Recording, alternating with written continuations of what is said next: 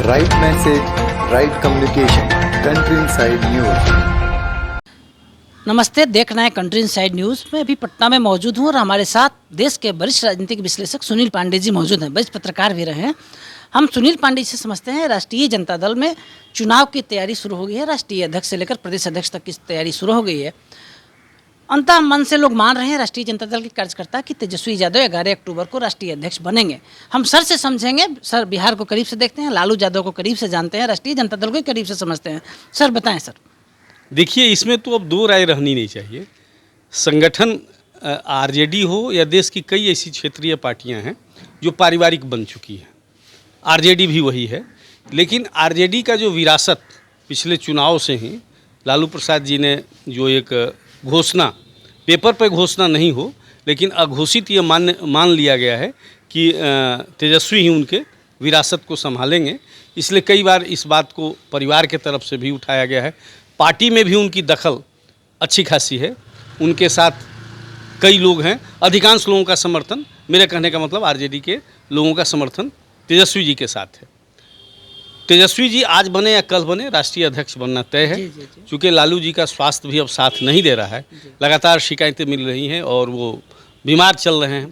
तो जाहिर है कि पार्टी और संगठन मजबूत हो, इसके लिए एक ऐसे व्यक्ति के हाथ में ये निर्णय लेने की क्षमता होनी चाहिए, उनकी दूरदृष्टि होनी चाहिए। तेजस्वी जी में है, इसमें दो राय नहीं है। बिहार का भविष्य लोग देख सकता है, उसमें कई बदलाव आएगा। उम्र के साथ उनमें भी, अनुभव के साथ कई चीज़ बदलेंगे। मेरा मानना है कि इसका विरोध यदि होगा तो उनके घर से ही हो सकता है जी। इससे भी इनकार नहीं कर सकते हैं। आप कई मौक़ों पर देखे होंगे, टिकट बंटवारे से लेके या कोई ऐसा बड़ा डिसीजन हो, वो राज्यसभा में जाने की बात हो, विधान परिषद में जाने की बात हो, एमएलए एमपी के टिकट वितरण की बात हो, तो घर में ही विवाद होता है।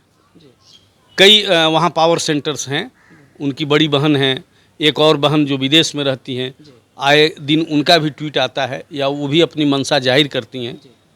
बड़ा भाई हैं तो कहने के लिए तो बड़ा भाई हैं, लेकिन उनके हिस्से का भी सारा अधिकार जो है सो तेजस्वी जी के पास है। तो ये तो इंटायरली पारिवारिक मामला है। मेरा कहने का मतलब है कि संगठन से लेकर राज्य की लोगों की मंशा और सोच तेजस्वी के साथ है, स्वीकार्यता उनकी बढ़ी है और बढ़ेगी। विरोध यदि होगा तो उनके परिवार से ही होगा, लेकिन ओवरऑल छोटा मोटा विरोध हो सकता है। लेकिन मेरा मानना है कि आज आने वाले दिनों में वो राष्ट्रीय अध्यक्ष है। ये महज सिर्फ घोषणा की बात है कि कब होता है। सर मेरे सूत्र बता रहे हैं कि जो चुनाव हो रहा है अगले 11 अक्टूबर को, जयप्रकाश जी का जो जन्मदिन भी है, उस दिन तेजस्वी यादव को राष्ट्रीय अध्यक्ष घोषित कर दिया जाएगा। सर आप क्या सोचते हैं सर इस पर? नहीं, मैं नहीं मानता हूँ।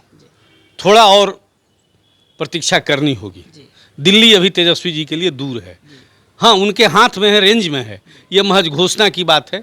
लेकिन मेरा मानना है कि लालू जी थोड़ा और वक्त लेंगे, चीज़ों को और वो थोड़ा संतुलित करेंगे। क्योंकि कोई भी यदि पारिवारिक विरोध है तो माँ बाप के सामने तो पेश होगा ही। वो राबड़ी जी हों या लालू जी हों, उसको सलटाएंगे और अंततः तेजस्वी के सर पे ताज होगा, इसमें दो राय नहीं है। आप सुन रहे थे सुनील पांडे जी को, राजनीतिक विश्लेषक सुनील पांडे जी को। इन्होंने साफ साफ कह दिया तेजस्वी ही आरजेडी के सुपर पावर है। हो सकता है कि लालू जी 11 अक्टूबर को उनको राष्ट्रीय अध्यक्ष का घोषित न करें।